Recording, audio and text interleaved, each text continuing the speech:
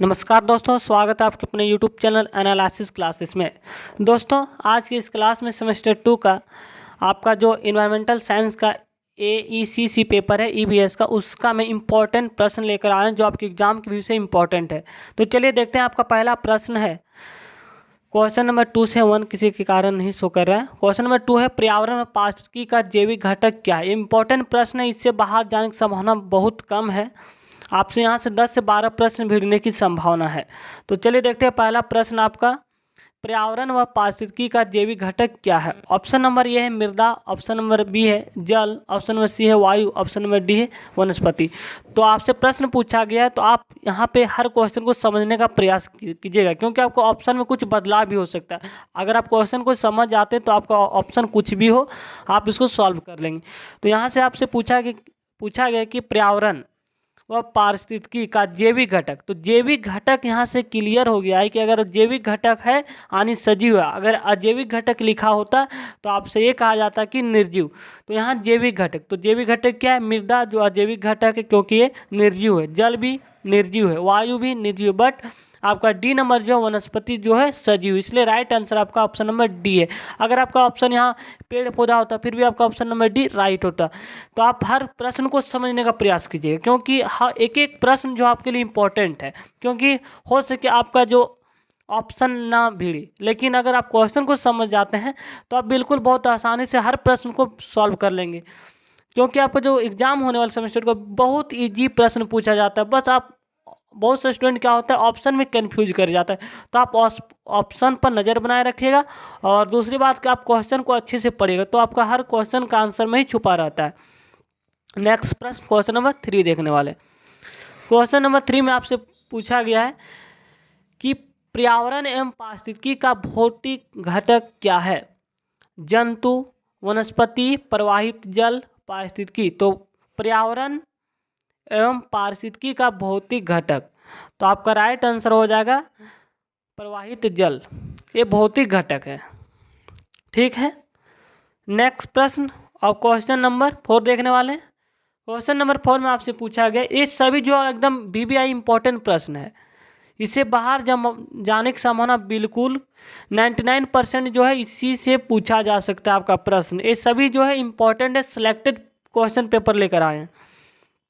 Next प्रश्न question number 4, जीवों तथा पर्यावरण के पारस्परिक संबंधों का अध्ययन क्या कहलाता है। इंपॉर्टेंट प्रश्न है, क्योंकि आपका जो इकोसिस्टम का ही क्वेश्चन रहने वाला है, इसी से ये इंपॉर्टेंट क्वेश्चन है, आना तय है ये क्वेश्चन। तो पहला प्रश्न है कि जीवों तथा पर्यावरण के पारस्परिक संबंधों को क्या कहा जाता है? पारिस्थितिकी। ऑप्शन नंबर ये है जीव विज्ञान, ऑप्शन नंबर बी है जैव भूगोल, ऑप्शन नंबर सी है भौतिकी। तो आपको ऑप्शन को रिजेक्ट करना है, आपको ऑप्शन पर भी ध्यान देने से भौतिकी हो नहीं सकता है, जीव विज्ञान हो नहीं सकता है। अब यहाँ पे बात रहा जैव भूगोल, और ऑप्शन नंबर डी है पारिस्थितिकी। तो जीवों तक पर्यावरण के बीच जो संबंध होता है उस अध्ययन को पारिस्थितिकी कहा जाता है। आपका right answer option number D है, इकोलॉजी। नेक्स्ट प्रश्न क्वेश्चन नंबर 5 देखने वाले हैं। देख सकते हैं इकोलॉजी शब्द का सर्वप्रथम प्रयोग किसने किया। यह भी इंपॉर्टेंट प्रश्न है, 99% आने की चांस है। तो ऑप्शन नंबर ये है ऑडम ने, ऑप्शन बी है टांसले ने, ऑप्शन नंबर सी है टेलर ने, ऑप्शन नंबर डी है डार्विन ने। तो आपको जो यहाँ पर राइट साइंटिस्ट का नाम पूछा गया कि इस इकोलॉजी यानी कि पारिस्थितिकी शब्द का सर्वप्रथम प्रयोग जो है टांसले ने किया। तो ये इंपॉर्टेंट प्रश्न है, ये हर बार प्रश्न रिपीट हो जाता है कोई ना कोई सेशन में। नेक्स्ट प्रश्न देखने वाले हैं क्वेश्चन नंबर 6, वन के पारिस्थितिकी तंत्र में कवक को किस समूह में सम्मिलित किया जाता है। ये भी इंपॉर्टेंट प्रश्न है, ये रिपीटेड प्रश्न भी हो सकता है। वन के पारिस्थितिकी तंत्र में कवक को किस समूह में सम्मिलित किया जाता है। ऑप्शन नंबर ए उत्पादक, ऑप्शन नंबर बी है उपभोक्ता, ऑप्शन नंबर सी है द्वितीयक उपभोक्ता, ऑप्शन नंबर डी अपघटनकर्ता। तो कवक जो क्या करता है, ये किसी भी वस्तु को सड़ा गला कर उसे अपना भोजन कर लेता है, तो ये अपघटन कर देता है। तो आपका राइट आंसर हो जाएगा ऑप्शन नंबर डी, इसलिए इसे अपघटनकर्ता के समूह में रखा गया कवक को। कार्बनिक पदार्थ को इस सड़ा गलाकर क्या करता है, अपघटन कर देता है। तो इसलिए राइट आंसर आपका डी नंबर हो रहा है। नेक्स्ट प्रश्न देखने वाले क्वेश्चन नंबर 7। क्वेश्चन नंबर 7 में आपसे पूछा गया कि जलवायु परिवर्तन से सर्वाधिक प्रभावित होने वाले देशों की सहायता किससे बनाया जाता है। ऑप्शन नंबर ए है green climate fund, option number B है climate relief fund, option number C है green bank, option number D है वर्ल्ड ग्रीन बैंक फंड। तो ये जो है करंट से रिलेटेड प्रश्न है कि जलवायु परिवर्तन से सर्वाधिक प्रभावित होने वाले देशों की सहायता के लिए ग्रीन क्लाइमेट फंड के द्वारा सहायता किया जाता है। आपका राइट आंसर ऑप्शन नंबर ये इंपॉर्टेंट प्रश्न है। क्वेश्चन नंबर 8, क्योंकि अधिकतर जो होता है बहुत से स्टूडेंट जो गेस पेपर से पढ़ते, तो गेस पेपर में क्या होता है उससे क्वेश्चन जो बहुत कम ही क्वेश्चन उससे भिड़ता है, बहुत संभावना कम है उससे। तो नेक्स्ट प्रश्न है क्वेश्चन नंबर 8, क्योंकि आपका जो प्रश्न है बिल्कुल ईजी रहता है, आपका गेस पेपर उस टाइम में प्रश्न नहीं रहता है क्योंकि इसे इसलिए नहीं भिड़ता है। नेक्स्ट प्रश्न क्वेश्चन नंबर 8, वनों को नष्ट करने डिफॉर्मेशन का कुप्रभाव पड़ता है मृदा अपरदन पर, खरपतवार नियंत्रण पर, ऑप्शन नंबर सी है सूर्य के प्रकाश पर, ऑप्शन नंबर डी है चारागाहों की वृद्धि पर। तो वनों के नष्ट करने से डिफॉर्मेशन का कुप्रभाव क्या होता है, ये मृदा के अपरदन पर प्रभाव पड़ता है। अगर आप जैसे जैसे वनों की कटाई कीजिएगा तो क्या होता है कि मिट्टी वहाँ कमज़ोर पड़ जाता है। मिट्टी कमज़ोर पड़ना आने की हवा के माध्यम से या बहाव के माध्यम से वर्षा के दिन में क्या होता है मिट्टी बह जाता है, उसी को ही मृदा अपरदन कहा जाता है। इसलिए राइट आंसर ऑप्शन नंबर ये है। अब भी हो नहीं सकता है क्योंकि वनों के नष्ट होने से खरपतवार पर नियंत्रण हो सकता है, बिल्कुल नहीं। सूर्य के प्रकाश पर प्रभाव पड़ेगा, इसमें हो ही नहीं सकता। चारागाहों की विधि पर यह भी नहीं हो सकता है। शायद डी आपका संभावना, लेकिन अगर ये और डी की कंपेयर की जाए ऑप्शन नंबर ये आपका राइट होगा यहाँ पे। नेक्स्ट प्रश्न क्वेश्चन नंबर 9, पहाड़ों पर काफ़ी नमी व जल होता है फिर भी यहाँ क्या होता है कि मरुभूत होते हैं, क्यों होते हैं। ऑप्शन नंबर ये है पहाड़ों पर जल बर्फ में बदल जाता है, ऑप्शन नंबर बी है ढलानों के कारण पानी बह जाता है और पौधे द्वारा उपयोग में नहीं लाया जाता, ऑप्शन नंबर सी है पहाड़ों की चट्टानों जल अवशोषित नहीं कर पाती, ऑप्शन नंबर डी है उपयुक्त में से कोई नहीं। पहाड़ों पर काफ़ी नमी व जल होता है, ठीक है, फिर भी यहाँ क्या होता है मरुभूत क्यों होते ये आपसे पूछा किया। तो इसका राइट आंसर आप देखेंगे तो बी में सही हो कि क्योंकि क्या होता है कि ढलान के कारण क्या होता है पानी बह जाता है और क्या होता है कि पौधे जो होता है और पानी को ऑब्जर्व नहीं कर पाता है, उपयोग नहीं कर पाता है, तो इसलिए वहाँ का सूखा पड़ जाता है। इसलिए right answer option number B आपका है। नेक्स्ट प्रश्न देखने वाले हैं क्वेश्चन नंबर 10। क्वेश्चन नंबर 10 भी इंपॉर्टेंट है, वेरी वेरी इंपॉर्टेंट प्रश्न है, ये शायद रिपीटेड प्रश्न भी हो सकता है, किसी ईयर पूछ लिया गया होगा कि नेचुरल प्राकृतिक पारिस्थितिक तंत्र का उदाहरण है। आपको बताना है ऑप्शन नंबर ए है खेत, ऑप्शन नंबर बी है बांध, ऑप्शन नंबर सी है झील, ऑप्शन नंबर डी है पार्क। तो आपसे पूछा गया है कि प्राकृतिक पारिस्थितिक तंत्र, तो आपका राइट आंसर जो होगा सी नंबर झील होगा। नेक्स्ट प्रश्न है क्वेश्चन नंबर 11, कृत्रिम पारिस्थितिक तंत्र का उदाहरण है प्रवाल भित्ति, वेटलैंड, खेत, नदी। तो आपका जो राइट आंसर होगा खेत होगा। अगर आपसे पूछा जाता है कि प्राकृतिक पारिस्थितिक तंत्र क्या है तो आपका राइट आंसर ऑप्शन नंबर झील। नेक्स्ट प्रश्न क्वेश्चन नंबर 12, लवणीय जल पारिस्थितिक तंत्र का उदाहरण है लवणीय जल। देख सकते हैं यहाँ 3 प्रश्न, 3 में से एक आने की यहाँ 100% संभावना कि लवणीय जल पारिस्थितिक तंत्र का उदाहरण है। ऑप्शन नंबर ए है नदी, ऑप्शन नंबर बी है प्रवाल भित्ति, ऑप्शन नंबर सी है बांध, ऑप्शन नंबर तालाब। तो आपका जो राइट आंसर होगा ऑप्शन नंबर बी प्रवाल भित्ति। नेक्स्ट प्रश्न, स्वच्छ जल पारिस्थितिक तंत्र का उदाहरण क्या है। ऑप्शन नंबर ए है समुद्र तट, ऑप्शन नंबर बी है खाड़ी, ऑप्शन नंबर सी है एक्चुरी, ऑप्शन नंबर डी है तालाब। तो स्वच्छ जल पारिस्थितिक तंत्र का उदाहरण जो है तालाब है। आपका राइट आंसर हो जाएगा ऑप्शन नंबर डी, इसे आप ध्यान में रखेंगे, इंपॉर्टेंट। ये सभी जो है कुछ सिलेक्टेड प्रश्न है, इससे बाहर जाने की संभावना बहुत ही कम चांस है। नेक्स्ट प्रश्न क्वेश्चन नंबर 14, इंपॉर्टेंट प्रश्न ये भी है, ये शायद आपका रिपीटेड प्रश्न भी हो सकता है। क्वेश्चन नंबर 14 देख सकते हैं यहाँ, पारिस्थितिक तंत्र के जैविक व अजैविक घटकों को कौन जोड़ते हैं। तो ये जो होता है ऑप्शन नंबर ए उत्पादक हो नहीं सकता है। आप ऑप्शन को यहाँ से कट करना है क्योंकि कुछ का आंसर आपको नहीं पता होता, तो आप ऑप्शन को रिजेक्ट करके भी आंसर को निकाल सकते हैं। उत्पादन हो नहीं सकता है, क्योंकि प्लास्टिक के तंत्र के जो होता है जैविक अजैविक घटक को उत्पादक नहीं जोड़ सकता है। ऑप्शन नंबर बी है कार्बनिक पदार्थ, ऑप्शन नंबर सी है अकार्बनिक पदार्थ, ऑप्शन नंबर डी है उपभोक्ता। तो पारिस्थितिक तंत्र के जैविक व अजैविक घटक को जो जोड़ता है वह है कार्बनिक पदार्थ। ठीक है, नेक्स्ट प्रश्न देखते हैं, क्वेश्चन नंबर 15। मृदा अपरदन, ये भी इंपॉर्टेंट प्रश्न है, सॉयल से है। मृदा अपरदन को किससे बचाया जा सकता है? पशुओं को अत्याचार अत्यधिक चराकर, ऑप्शन नंबर बी है इससे तो बचा नहीं जा सकता है, पशुओं का अत्यधिक चराकर इससे क्या होता है? मृदा अपरदन होता है, कुछ प्रभाव पड़ता है। ऑप्शन नंबर बी है वनस्पति के कटाव द्वारा, इससे भी इससे क्या होगा? मृदा अपरदन अधिक हो जाएगा। ऑप्शन नंबर डी है पक्षियों की जनसंख्या बढ़ाकर, ये उतना इम्पोर्टेंट है नहीं, तो आपका ऑप्शन नंबर सी बच जाता है वनारोपण। अगर आप पौधा लगाते हैं इससे क्या होता है? मिट्टी को बचाया जा सकता है। नेक्स्ट प्रश्न, क्वेश्चन नंबर 16। एक पारिस्थितिक तंत्र में उत्पादकों एवं उपभोक्ताओं की संख्या को कौन निश्चित करते हैं? एक पारिस्थितिक तंत्र में जो उत्पादकों एवं उपभोक्ताओं की संख्या को कौन निश्चित करते हैं? ये भी इंपॉर्टेंट प्रश्न है। ये है जलवायु संबंधी कारक, ऑप्शन नंबर बी है धरातलीय कारक, ऑप्शन नंबर सी है जैविक कारक, ऑप्शन नंबर डी है मृदा कारक। तो आपसे प्रश्न पूछा गया कि एक पारिस्थितिक तंत्र में, क्वेश्चन को ध्यान से सुनेंगे, उत्पादकों एवं उपभोक्ताओं की संख्या को कौन निश्चित करते हैं? तो मृदा कारक हो नहीं सकता है, यहाँ से आप ऑप्शन को कट करेंगे तो आपका राइट आंसर जो होगा जलवायु संबंधी कारक। इसे आप ध्यान में रखें, क्योंकि यहाँ पारिस्थितिक तंत्र की बात हो रही, तो पारिस्थितिक तंत्र की बात हो रही तो कहीं ना कहीं ये जलवायु संबंधी कारक हो सकता है। ऑप्शन में सी भी जाता है, लेकिन आपका राइट आंसर ऑप्शन नंबर ये होगा। नेक्स्ट प्रश्न, क्वेश्चन नंबर 17।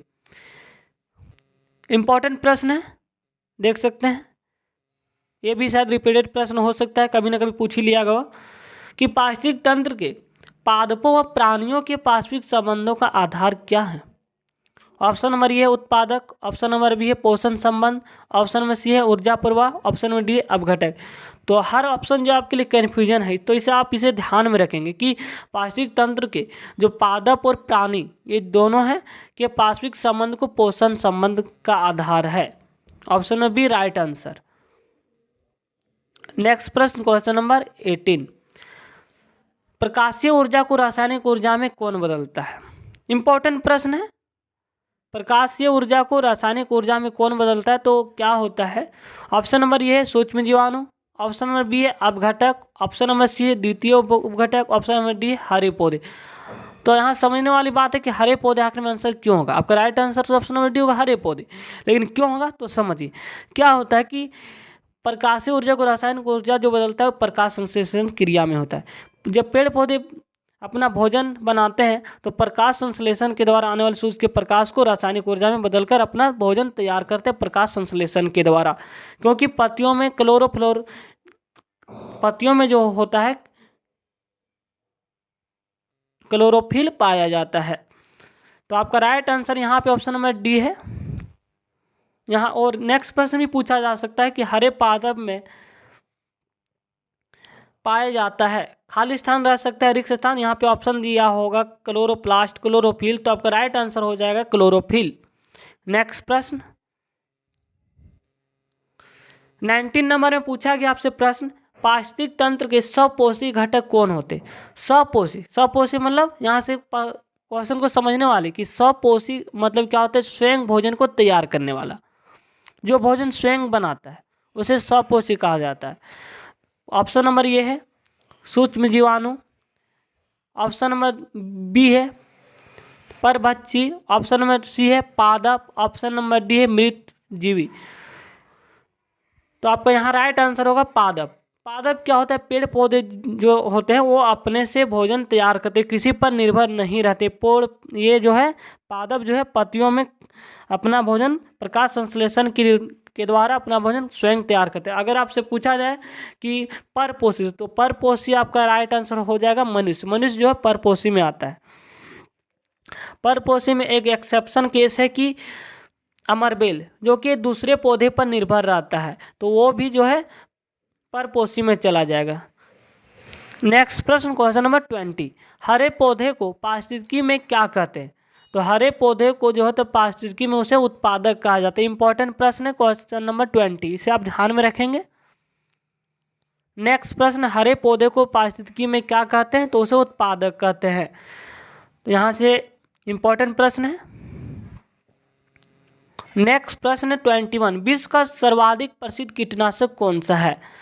इंपॉर्टेंट प्रश्न है, वेरी वेरी इंपॉर्टेंट, इसे आप ध्यान में रखें। क्वेश्चन नंबर 21, विश्व का सर्वाधिक प्रसिद्ध कीटनाशक कौन सा है? Option number A DDT powder है, ऑप्शन नंबर बी है BHC, option number C Flit, option number D है बेगोन। तो आपका राइट आंसर हो जाएगा ऑप्शन नंबर ये DDT, क्योंकि DDT जो है अधिकतर प्रयोग किया जाता है स्वच्छ जल को करने के लिए। नेक्स्ट प्रश्न क्वेश्चन नंबर 22, मरुस्थली भवन किससे होता है? वनों को उखाड़ने से, अनु की वो जमीन या बंजर हो जाता है उसे मरुस्थल वही हो गया। और बी में जल की वजह से होने वाली मृदा अपरदन के कारण, ऑप्शन सी वायु की वजह से होने वाली मृदा अपरदन के कारण, ऑप्शन डी बहुत ऊंचा तापमान और कम वर्षा के कारण। तो यहाँ पे आपका राइट आंसर हो जाएगा ऑप्शन नंबर डी,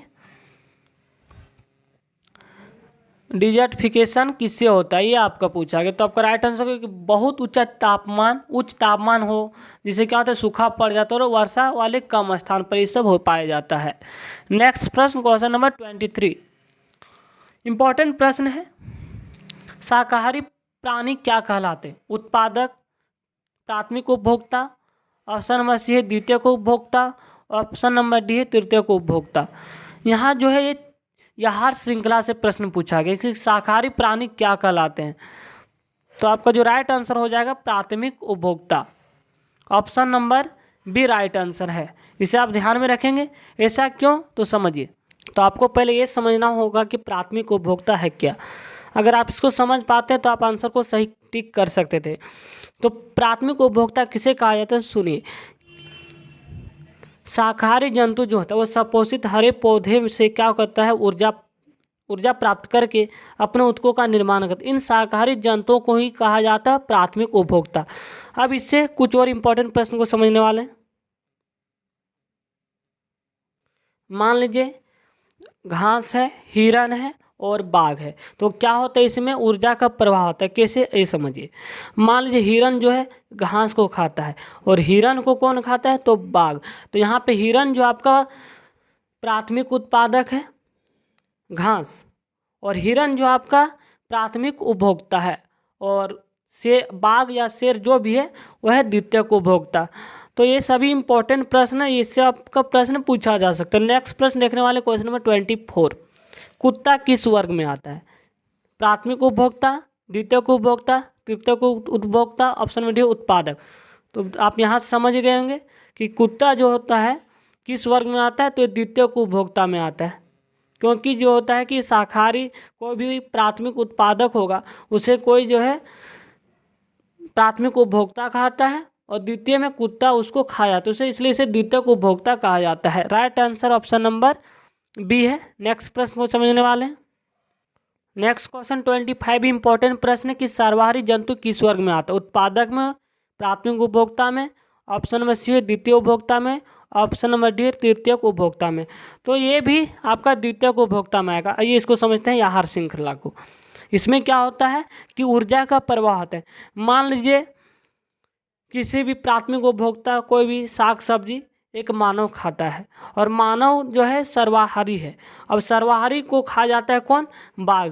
तो आपका जो है सर्वाहारी जो आपका द्वितीयक उपभोक्ता में आ जाता है। आप यहाँ से भी समझ सकते हैं। नेक्स्ट प्रश्न है क्वेश्चन नंबर 26, तृतीयक उपभोक्ता कौन होते हैं? ये भी इंपॉर्टेंट प्रश्न, बहुत इंपॉर्टेंट। इस तीनों में से आपका एक आने की संभावना यहाँ से निश्चित है। तृतीय उपभोक्ता कौन होते हैं? ऑप्शन नंबर ए हाथी, ऑप्शन नंबर बी है गेंडा, ऑप्शन नंबर सी है शुतुरमुर्ग, ऑप्शन नंबर डी है बाज। तो आप इसे आहार श्रृंखला से जोड़ के देखेंगे तो आप यहाँ से आंसर निकालेंगे। आइए समझते हैं। जैसे घास हो गया, घास को कौन खाता है? कीट। अब कीट को, घास जो आपका है प्राथमिक उत्पादक, यहाँ सबको समझनी होगी। अब घास को कौन खाता है? कीट। कीट आपका जो है प्राथमिक उपभोक्ता हो गया। तो कीट को कौन खाता है? मेढक। मेढक को कौन खाता है? सांप। और सांप को कौन खाता है? बाज।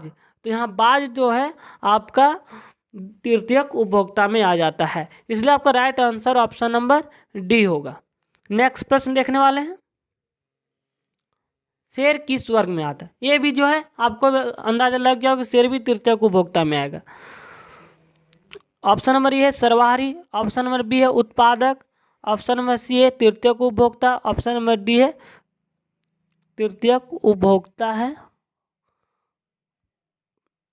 चलिए इसका आंसर को समझते हैं। शेर किस वर्ग में सम्मिलित है? सर्वहारी, उत्पादक, द्वितीय उपभोक्ता, तृतीयक उपभोक्ता। तो इसका राइट आंसर आपका ऑप्शन नंबर सी होना चाहिए, बट आपका ऑप्शन नंबर यहाँ राइट डी दिया है। आप इसको थोड़ा देख लीजिएगा, इसे आप ध्यान में रखिएगा, क्योंकि मान लीजिए घास जो है, घास एक प्राथमिक उत्पादक है। अब इस घास को कौन खाता है? हिरन। अब हिरन जो है प्राथमिक उपभोक्ता, अब हिरन को खाने वाले या तो शेर होगा, यही ना, तो इसलिए ये द्वितीय उपभोक्ता में आना चाहिए। शायद यहाँ पे मिसप्रिंट या थोड़ा आप भी देख लीजिएगा, लेकिन आपका right answer option number C ही होना चाहिए। नेक्स्ट प्रश्न देख लेते हैं थोड़ा। 28 में है क्वेश्चन नंबर ये है प्राथमिक उपभोग। क्वेश्चन नंबर 28 है गिद्ध जो है किस वर्ग में आता है? ऑप्शन नंबर ये है प्राथमिक उपभोक्ता, ऑप्शन नंबर बी है परजीवी, ऑप्शन नंबर सी है द्वितीयक उपभोक्ता, ऑप्शन नंबर डी है तृतीयक उपभोक्ता। तो गिद्ध जो है तृतीयक उपभोक्ता, ये राइट आंसर है आपका। नेक्स्ट प्रश्न देखने वाले हैं, प्रकृति का सफाई कर्मी किसे कहा जाता है? ये भी इन्वायरमेंटल साइंस से इंपॉर्टेंट प्रश्न है। केचुआ, गिद्ध, शुतुरमुर्ग, बाज।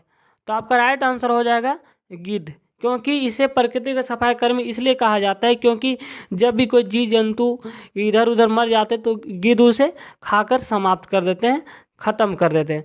तो आपका जो राइट आंसर होगा गिद्ध होगा। आप देखते होंगे अपने आसपास कोई भी जीव जंतु मर जाते हैं तो 2-4 दिन बाद गिद्ध उसको खा जाते हैं। अगर आप यहाँ से भी समझेंगे, आप क्वेश्चन में 28 है तृतीयक उपभोक्ता में है, ये भी है सही answer option number D. Next प्रश्न देखने वाले हैं। अब डी क्यों है तो आइए समझ लेते हैं थोड़ा। तो आइए समझते हैं। मान लीजिए घास है, घास प्राथमिक उत्पादक है। अब प्राथमिक उत्पादक जो है इसे कौन खाएगा? हिरन। हिरन है आपका प्राथमिक उपभोक्ता। अब हिरन को कौन खाएगा? कोई भी जीव जंतु खाएगा, द्वितीयक उत्पादक उपभोक्ता हो गया। अब जब ये द्वितीयक उपभोक्ता जो किसी कारणवश मर जाता है तो इसे कौन खाएगा? तो इसे गिद्ध ही खाएगा, इसलिए इसे प्रकृति का सफाई कर्मी कहा जाता है। तो इसलिए यह तृतीय क्षेत्र में आएगा। Option number D right answer. Next प्रश्न देखने वाले 29 का गिद्ध ही होगा। क्वेश्चन नंबर 30 इंपॉर्टेंट प्रश्न है, किस समार्जक उपभोक्ता की श्रेणी में कौन सम्मिलित है? ऑप्शन नंबर ए है दीमक, ऑप्शन नंबर बी है मेढक, ऑप्शन नंबर सी है छिपकली, ऑप्शन नंबर सी डी है सांप। तो इसका राइट आंसर होगा दीमक। नेक्स्ट प्रश्न देखने वाले हैं 31 इंपॉर्टेंट प्रश्न है 31। सिर्फ आपका ऑप्शन में चेंज कर सकता है, लेकिन प्रश्न आपका इंपॉर्टेंट। तो अगर आप प्रश्न को समझ लेते हैं तो आपके लिए इजी हो जाता है। तो 31 में प्रश्न है अपघटक जीवों का उदाहरण है। अपघटक, अपघटक किसे कहा जाता है? तो अपघटक जी उसे कहा जाता है जबकि कोई भी कार्बनिक या अकार्बनिक पदार्थ होते हैं उसे सड़ा गलाकर उसे अपघटन कर देता है, तो उसे अपघटक पदार्थ जीव कहा जाता है। तो शैवाल ये नहीं होगा। ऑप्शन नंबर बी है प्लांक्टन, ये भी नहीं होगा। ऑप्शन नंबर सी कवक। कवक जो होता है कि कार्बनिक या अकार्बनिक पदार्थों को अपघटन करता है, इसलिए इससे आपका right answer option number C होगा। नेक्स्ट प्रश्न देखते हैं 32 में बैक्टीरिया किस श्रेणी में सम्मिलित है? ऑप्शन नंबर ए है उत्पादक, ऑप्शन नंबर बी है अपघटक, ऑप्शन नंबर सी है प्राथमिक उपभोक्ता, ऑप्शन नंबर डी है द्वितीयक उपभोक्ता। तो आपका उत्पादक तो होना ही नहीं है, ऑप्शन सी और डी तो होगा ही नहीं। तो आपका आंसर बच गया कौन? बी अपघटक। और अपघटक क्यों होगा? क्योंकि बैक्टीरिया जो होता है कोई भी जीवित मृत प्राणी जो होता है उसके पीछे उसको सड़ा गला कर अपघटित कर देते हैं, बैक्टीरिया उसके पीछे लग जाता है। कोई भी अकार्बनिक या कार्बनिक पदार्थ हो इसमें जो है तो बैक्टीरिया जो है अपघटन करता है। नेक्स्ट प्रश्न क्वेश्चन नंबर 33 जीव भार में कौन सम्मिलित है? उत्पादक, उपभोक्ता, अपघटक। तो जीव भार में जो है सभी सम्मिलित है। Option number D right answer समस्त जीव। Option number D right answer है समस्त जीव होगा, ए बी सी नहीं होगा।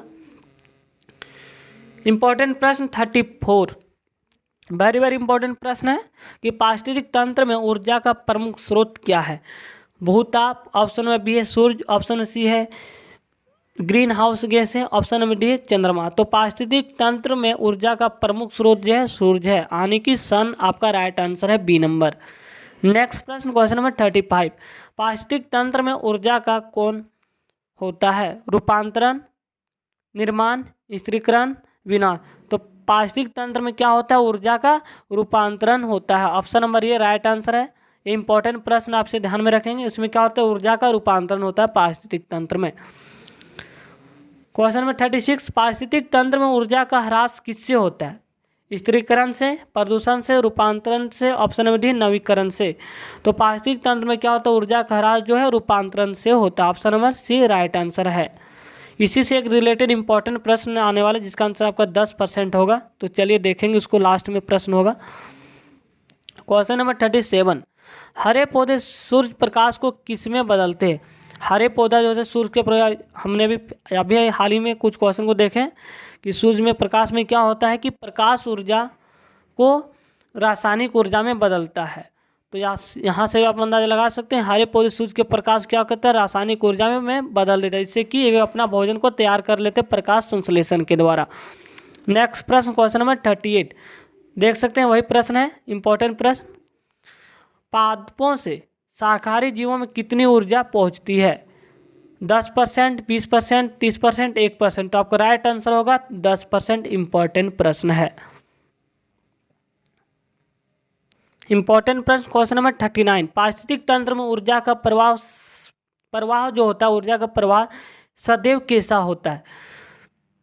चतुर्दिशात्मक, यानी कि चारों दिशाओं की। ऑप्शन नंबर 1 दिशात्मक, ऑप्शन नंबर सी है त्रिदिशात्मक, ऑप्शन नंबर डी है द्वितीय दिशात्मक। तो आपका राइट आंसर होगा ऑप्शन नंबर ए, क्योंकि कोई भी प्राथमिक उत्पादक घास हो गया। अब घास को कौन खाया? हिरन खाया। अब हिरन को कौन खाया? बाघ खाया। तो आप देख रहे हैं ये सभी एक दिशा की ओर एरो जा रहा है, तो इसलिए आपका right answer option number B है। नेक्स्ट प्रश्न क्वेश्चन नंबर 40। पारिस्थितिक तंत्र में ऊर्जा सदैव किस स्तर को प्रभावित होती है? इंपॉर्टेंट प्रश्न है, ऊर्जा प्रवाह से क्वेश्चन है। ऑप्शन नंबर ये है उच्च स्तर से निम्न स्तर को, ऑप्शन नंबर बी है उच्च स्तर से अति उच्च स्तर को, ऑप्शन नंबर सी है निम्न स्तर से उच्च स्तर को, ऑप्शन नंबर डी समान स्तर को। तो आपका राइट आंसर हो जाएगा ऑप्शन नंबर ये, उच्च स्तर से निम्न स्तर को ओर जाता है। पारिस्थितिक तंत्र में ऊर्जा सदैव जो है, मान लीजिए उसको 1 कैलोरी ऊर्जा मिला, जब उसको खाया तो उसको 10 कैलोरी मिला, तो ऐसे ही आपका निम्न स्तर की ओर जाता है। नेक्स्ट प्रश्न क्वेश्चन नंबर 41 इंपॉर्टेंट प्रश्न है। पारिस्थितिक तंत्र में विभिन्न रासायनिक तत्वों का प्रवाह कैसा होता है? पारिस्थितिक तंत्र में होता है विभिन्न रासायनिक तत्वों का प्रवाह क्या होता है? एक दिशात्मक होता है, लंबवत होता है, चक्रीय होता है, क्षैतिज होता है। तो यह जो होता है चक्रीय होता है। Right answer option number C है। नेक्स्ट प्रश्न क्वेश्चन नंबर 42 इंपॉर्टेंट प्रश्न है, इससे 100% आने की संभावना है, 100%, क्योंकि आपके सिलेबस में है, बस आपका ऑब्जेक्टिव बदल सकता है। ऑब्जेक्ट जो है आपका ऑब्जेक्ट यहाँ पे ऑप्शन जो है ये बदल सकता है, लेकिन प्रश्न जो है बिल्कुल सेम आने वाला है। तो आइए पहला प्रश्न को समझिए, क्योंकि अगर आप क्वेश्चन को समझ लेते हैं तो आप यहाँ से 2 नंबर से 4 नंबर तक उठा सकते हैं, बहुत आसान। चलिए समझते हैं। क्वेश्चन नंबर 42 है कि ऊर्जा का गैर परंपरागत स्रोत कौन सा है? ऑप्शन नंबर ए है पेट्रोलियम, ऑप्शन नंबर बी है कोयला, ऑप्शन नंबर सी है सौर विकिरण, ऑप्शन नंबर डी नाभिकीय ऊर्जा उत्पादक केंद्रों की विद्युत। तो आपको जो यहाँ राइट आंसर होगा ऑप्शन नंबर सी होगा, बट आप यहाँ पे नहीं समझ पाएंगे, क्योंकि आपको यदि आप प्रश्न को नहीं समझ पाएंगे तो आप ऑप्शन को कैसे क्लिक करेंगे? तो पहले आपको क्वेश्चन को समझना होगा। तो आपसे प्रश्न है ऊर्जा का गैर परंपरागत स्रोत, तो आपको ये जानना होगा कि परंपरागत स्रोत क्या है और गैर परंपरागत स्रोत क्या है। तो गैर परंपरागत स्रोत उसे कहा जाता है जिसका भंडार जो होता है असीमित होता है, इसका लगातार प्रयोग करने से उसका भंडार में कमी नहीं होती, उसका भंडार में किसी प्रकार का प्रभाव नहीं पड़ता। आप लगातार प्रयोग करते जाए इसके भंडार में कोई प्रभाव नहीं पड़ता, तो उसको कहा जाता है गैर परंपरागत स्रोत। मान लीजिए सूर्य का प्रकाश, आप इसका लगातार प्रयोग करें, क्या ये कभी खत्म होने वाला है? नहीं, इसलिए यह जो होता है गैर परंपरागत स्रोत में आता है। सौर विकिरण, पवन ऊर्जा, ये सभी जो है गैर परंपरागत स्रोत में, क्योंकि इसका भंडार असीमित है। इसे आप ध्यान में रखेंगे। गैर गैर मतलब ये नेगेटिव क्यों इंडिकेट कर रहा है, तो असीमित, गैर और असीमित इसको आप जोड़ेंगे तो असीमित मतलब जिसका भंडार असीमित है, जिसका कभी भंडार खत्म नहीं हो सकता। अगर आप लगातार प्रयोग करते रहें तो इसके भंडार में कोई परिवर्तन नहीं होने वाला, क्योंकि ये होता है बनते रहता है, नवीकृत होते रहता है, इसलिए इसे वो गैर परंपरागत स्रोत के अंतर्गत रखा जाता है। इसका जो उदाहरण हो सकता है, सौर विकिरण हो गया, पवन ऊर्जा हो सकता है, सूर्य का प्रकाश हो सकता है, वायु हो सकता है, सभी जो है गैर परंपरागत स्रोत हैं। अब बात करेंगे परंपरागत स्रोत का, इसलिए आपका यहाँ पे जो राइट आंसर है सौर विकिरण है, क्योंकि सौर विकिरण जो है ये कभी समाप्त नहीं हो सकता, इसका भंडार असीमित है। गैर देख रहे हैं यहाँ पे, इसको याद रखिएगा, गैर और असीमित को आप जोड़ के याद रखिएगा तो आपको आसानी से याद रहेगा। अब समझने वाले हैं परंपरागत स्रोत क्या है, तो इसको समझते आइए। तो आप समझने वाले हैं कि परंपरागत स्रोत क्या है। तो ऐसा स्रोत जिसका भंडार क्या होता है, सीमित होता है। अगर इसका आप लगातार प्रयोग करते जाएं तो एक न एक दिन ये समाप्त हो जाए। इसे बनने में लाखों वर्ष लग जाते, तो ये बहुत समय लग जाता है, इसलिए इसे परंपरागत स्रोत के अंदर रखा गया है। तो वैसे स्रोत जिसका भंडार सीमित है और लगातार प्रयोग करने के बाद समाप्त हो जाए, इसको जैसे मान लीजिए पेट्रोलियम हो गया, कोयला हो गया, ये सभी जो है परंपरागत स्रोत हैं। कोयला हो गया, पेट्रोलियम हो गया, नाभिकीय ऊर्जा उत्पादक केंद्रों के विद्युत, इसका अगर लगातार दोहन इसी प्रकार होता रहा तो ये एक दिन समाप्त हो जाएगा, इसलिए इसे परंपरागत स्रोत के अंतर्गत रखा गया है। तो यहाँ से आपसे एग्जाम में पूछा गया है कि गैर परंपरागत स्रोत, तो यहाँ पे आपका सौर विकिरण हो जाएगा, पवन ऊर्जा होगा, सौर ऊर्जा हो जाएगा, सूर्य का प्रकाश, सभी जो है गैर परंपरागत स्रोत में आ जाएगा। ये इंपॉर्टेंट प्रश्न आपसे हर हाल में ध्यान में रखेंगे। नेक्स्ट प्रश्न 43, अवसादी चक्र में किसका प्रवाह होता है, जल का, खनिजों का, वायु का, ऊर्जा का। तो अवसादी चक्र में जो होता है खनिजों का प्रवाह होता है, राइट आंसर है। नेक्स्ट प्रश्न 44, खाद्य श्रृंखला की प्रत्येक कड़ी क्या कहलाती है, उत्पादन स्तर, खाद्य स्तर, पोषण स्तर, अवशोषण स्तर। तो खाद्य श्रृंखला की जो प्रत्येक स्तर जो है पोषण स्तर की कड़ी कहलाते हैं। इंपॉर्टेंट प्रश्न है, वेरी वेरी इंपॉर्टेंट, से आप ध्यान में रखें।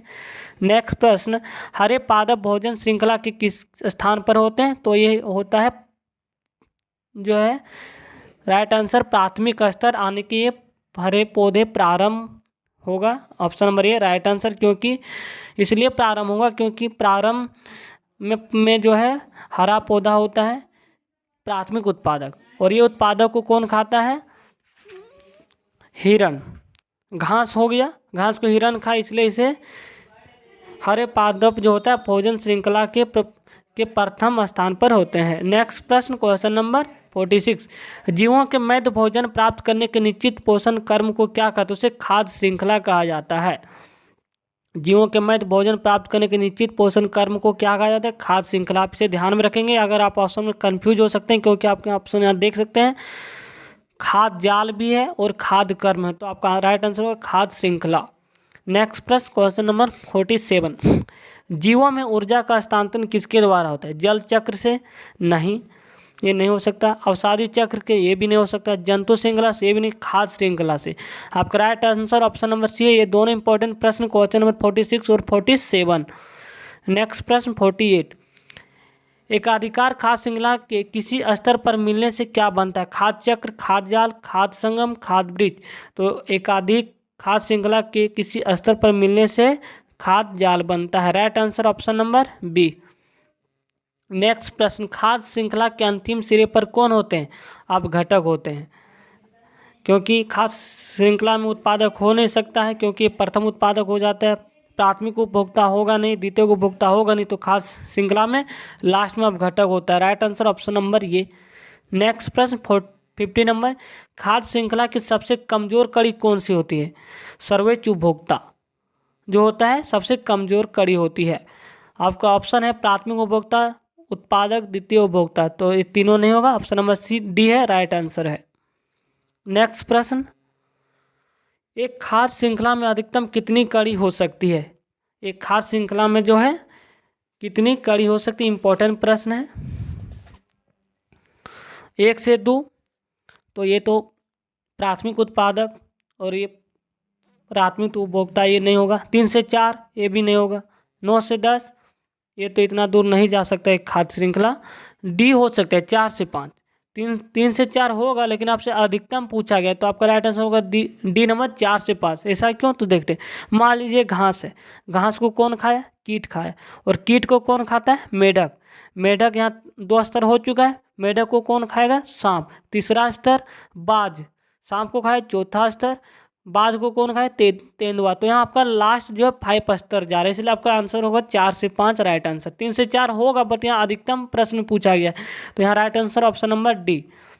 नेक्स्ट प्रश्न, पारिस्थितिक तंत्र में उपस्थित जीवों की संख्या भार व ऊर्जा के आधार पर क्रमानुसार दर्शाया जाए तो बनने वाली आकृति कौन सी होगी, तो उसे पिरामिड कहा जाता है। इंपॉर्टेंट प्रश्न है ये, पिरामिड कहा जाएगा। Right answer option number B. Next प्रश्न देखने वाले, पारिस्थितिक तंत्र में ऊर्जा का पिरामिड कैसा होता है। इंपॉर्टेंट प्रश्न, इकोसिस्टम से है, इंपॉर्टेंट प्रश्न है। ऊर्जा का पिरामिड कैसा होता है, तो सदैव सीधा होता है, सदैव उल्टा होता है, कभी सीधा कभी उल्टा, अनियमित। तो पारिस्थितिक तंत्र में ऊर्जा का जो पिरामिड होता है वो हमेशा सीधा होता है, सदैव सीधा। राइट आंसर ऑप्शन नंबर ये है। नेक्स्ट प्रश्न, क्वेश्चन नंबर 7। नंबर में थोड़ा बदलाव है, कुछ इधर उधर हो गया, तो आप सिर्फ क्वेश्चन को देखिए। एक खाद्य श्रृंखला में पादप हो गया, हिरण हो गया, भेड़िया हो गया, शेर है, सर्वाधिक ऊर्जा किस में होगी, तो सर्वाधिक ऊर्जा जो है पादप में होगी, क्योंकि इस पादप को कौन खाया, हिरण। पेड़ पौधा को जो हिरण खाती है, और हिरण को भेड़िया। तो इसका जो पोषण स्तर जो होता है घटते जाता है, ऊर्जा जो होता है इसका नेगेटिव की ओर जाता है। तो यहाँ पे पादप जो होता है खाद्य श्रृंखला में सर्वाधिक ऊर्जा होती है। तो right answer option number D है। पादप, हिरण, भेड़िया व शेर से निर्मित खाद्य श्रृंखला में सबसे कम ऊर्जा किस में होगी, तो सबसे कम ऊर्जा जो सबसे लास्ट में एक जंतु दूसरे जंतु को जब खाता है, जो सबसे लास्ट में जाता है, तो शेर जो है सबसे लास्ट में जाएगा। तो आपका राइट आंसर ऑप्शन नंबर ये है, शेर। सबसे कम ऊर्जा मिलेगा इसको, क्योंकि पादप में 100% ऊर्जा होता है। अब पादप पेड़ पौधे को खाया हिरण, अब हिरण को खाया भेड़िया, भेड़िया को खाए शेर। अब शेर में क्या होता है, सबसे कम ऊर्जा होती है। नेक्स्ट प्रश्न, क्वेश्चन नंबर 9। द्वितीयक उपभोक्ता का उदाहरण, फिर रिपीटेड प्रश्न है। शेर, मेढक, टिड्डा, हिरण। द्वितीयक उपभोक्ता, तो शेर हो नहीं सकता, क्योंकि शेर सबसे लास्ट में हो जाता है। अंतिम उपभोक्ता जिसे हम कह सकते हैं, या तृतीयक या चतुर्थ उपभोक्ता कह सकते हैं, तृतीयक उपभोक्ता कह सकते हैं। द्वितीयक उपभोक्ता किस कौन है, मेढक जी। आपका right answer option number B होगा, मेढक। क्योंकि मान लीजिए घास है, घास को कौन खाएगा, कीट, और कीट को कौन खाएगा, मेढक। तो घास हो गया आपका प्राथमिक उत्पादक। अब जो खाने वाला कीट है वो हो गया प्राथमिक उपभोक्ता, और कीट को खाने वाला मेढक, मेढक जो आपका द्वितीयक उपभोक्ता में होगा। इसलिए right answer option number B correct answer है। अगर हिरण होगा नहीं, क्योंकि ये जो है प्राथमिक उपभोक्ता है, क्योंकि घास को कौन खाएगा, घास एक प्राथमिक उत्पादक है, और घास को खाने वाले को प्राथमिक उपभोक्ता कहा जाता है, जो हिरण खाती। तो डी नहीं होगा, इसलिए आपका right answer option number B होगा, मेढक। घास, कीट, मेढक। नेक्स्ट प्रश्न देखते हैं। अगर आप इसको दिखाएंगे तो आप घास लिखेंगे, आप इसको एरो देंगे, मेढक, घास के बाद आपका जो रहेगा कीट होगा, और कीट के बाद एरो देंगे मेढक। तो इस टाइप में भी आपसे पूछा जा सकता है प्रश्न में, खास श्रृंखला से संबंधित है। ये तीर का निशान होगा, इसी से आपको पहचानना है कौन सही है। जो भी करेक्ट होगा आप उसे वो एमआर शीट पर कलर करेंगे। नेक्स्ट प्रश्न, क्वेश्चन नंबर 11 है। किसी पारिस्थितिक तंत्र के समस्त अपघटक नष्ट होने पर कौन सा चक्र सर्वाधिक प्रभावित होगा, ऋतु चक्र, जल चक्र, जैव भू रासायनिक चक्र। ऑप्शन नंबर डी है, गैसीय चक्र। तो किसी पारिस्थितिक तंत्र के समस्त अपघटक नष्ट होने से जैव भू रासायनिक चक्र पर सबसे अधिक प्रभावित होगा। Option number C right answer है। नेक्स्ट प्रश्न, क्वेश्चन नंबर 12। जीवों के एक समुदाय के दूसरे समुदाय द्वारा प्रतिस्थापन को क्या कहा जाता है, इसे पारिस्थितिक अनुक्रमण कहा जाता है। नेक्स्ट प्रश्न, क्वेश्चन नंबर 30 है, इंपॉर्टेंट प्रश्न है। पेडोलॉजी में किसका अध्ययन होता है, तो पेडोलॉजी यानी कि मिट्टी का अध्ययन, सॉइल का अध्ययन को पेडोलॉजी कहा जाता है। Right answer option number B होगा। जैसे आपसे पूछा जा सकता है कि फलों का अध्ययन को क्या कहा जाता है, तो फलों का अध्ययन को पोमोलॉजी कहा जाता है। सब इंपॉर्टेंट प्रश्न है। नेक्स्ट प्रश्न क्वेश्चन नंबर 11, किसी पास्ट ए रिपीटेड प्रश्न है। क्वेश्चन नंबर 12 भी रिपीटेड है, क्वेश्चन नंबर 13 भी। हाँ, विभिन्न प्रकार के कवक किस श्रेणी में आते हैं, तो कवक जो है अपघटक श्रेणी में आते हैं। इंपॉर्टेंट प्रश्न आपसे ध्यान में रखेंगे। डायरेक्ट आंसर आप ऑप्शन नंबर सी को क्लिक करेंगे। पारिस्थितिक पिरामिड सामान्यतः कितने प्रकार के होते हैं, तो पिरामिड जो होता है वह 3 प्रकार के होते हैं। आपका right answer option number B होगा। नेक्स्ट प्रश्न देखने वाले हैं, 3 स्तर का क्यों होता है, तो आइए समझते हैं। तो जो पिरामिड होता है, पहला प्राथमिक उत्पादक हो गया जिसे पोषण स्तर 3 कहा जाता है। फिर द्वितीय उपभोक्ता हो गया जिसे पोषण स्तर 2 कहा जाता है। फिर द्वितीय उपभोक्ता हो गया जिसे पोषण स्तर 1 कहा जाता है। इसलिए जो पिरामिड जो होता है सामान्यतः 3 प्रकार के, इस तरह इसका डायग्राम होता है 1 2 3। नेक्स्ट प्रश्न क्वेश्चन नंबर 16, धान के विभिन्न प्रकार की किस्में किसका उदाहरण। अनुवांशिक विविधता, जातिगत विविधता, भौगोलिक विविधता, पारिस्थितिक विविधता। इंपॉर्टेंट प्रश्न है, तो इसका राइट आंसर हो जाएगा अनुवांशिक विविधता। नेक्स्ट प्रश्न देखने वाले हैं, सर्वाधिक जातिगत विविधता कहाँ पाई जाती है। टुंड्रा प्रदेश में, टेगा प्रदेश में, विषुवतरेखीय सदाबहार वन में, पतझड़ वन में। तो सर्वाधिक जातिगत जो विविधता पाई जाती है वो विषुवतरेखीय सदाबहार वन में, इसको आप ध्यान में रखिएगा। नेक्स्ट प्रश्न है, सबसे कम जैव विविधता कहाँ पाई जाती है। इंपॉर्टेंट प्रश्न है। विषुवतरेखीय प्रदेश में जो होता है अधिक पाया जाता है, शीतोष्ण कटिबंध में, उपोष्ण कटिबंध में, ध्रुवीय प्रदेश में। तो ध्रुवीय प्रदेश में जो होता है सबसे कम जैव विविधता पाई जाती है। नेक्स्ट प्रश्न इंपॉर्टेंट है, सर्वाधिक जैव विविधता किस महाद्वीप में पाई जाती है। तो जैव विविधता से यहाँ 3 प्रश्न है, कम, अधिक और महाद्वीप। तो आपके यहाँ पे महाद्वीप में देखा जाए तो राइट आंसर होगा अफ्रीका। अगर आप देखा जाए सबसे कम तो प्रदेश में, तो ध्रुवीय प्रदेश में। ये सब इंपॉर्टेंट प्रश्न है। सर्वाधिक जैव विविधता वाला देश कौन सा है, तो भारत है। नेक्स्ट प्रश्न है, राष्ट्रीय पार्क, नेशनल पार्क में किसकी सुरक्षा प्रदान की जाती है। केवल पौधों के लिए, केवल जंतुओं के लिए, पौधे तथा जंतु दोनों के लिए, संपूर्ण पारितंत्र। बिल्कुल right answer option number D, क्योंकि इकोसिस्टम को संरक्षित करने के लिए नेशनल पार्क बनाया जाता है। नेक्स्ट प्रश्न क्वेश्चन नंबर 22, स्थानीय जैव विविधता को क्या कहते हैं। गामा जैव विविधता, बीटा जैव विविधता, अल्फा जैव विविधता, एक्स जैव विविधता। तो आपका right answer option number C है, अल्फा जैव विविधता।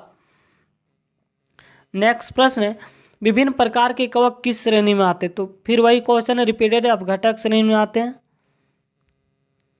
ये सभी रिपीटेड प्रश्न। तो थैंक यू गाइस, अगर वीडियो को पसंद आए तो लाइक, कमेंट और चैनल को सब्सक्राइब कर लें, ताकि आपको जो आने वाला वीडियो इसका सेट पार्ट 2 आने वाला है तो आप इसे ध्यान में रखेंगे और चैनल को सब्सक्राइब कर लें, क्योंकि आपको समय पर नोटिफिकेशन मिल सके। तो आपको जो अगला वीडियो आने वाला है इसी का पार्ट 2 आने वाला है। सभी इंपॉर्टेंट सिलेक्टेड प्रश्न को हम सॉल्व करवा रहे हैं, ताकि आपका 40 में से कम 39 आंसर सही कर सके। आप कम से कम 39 नंबर आप बिल्कुल आसानी से उठा सकते हैं। तो थैंक यू गाइज।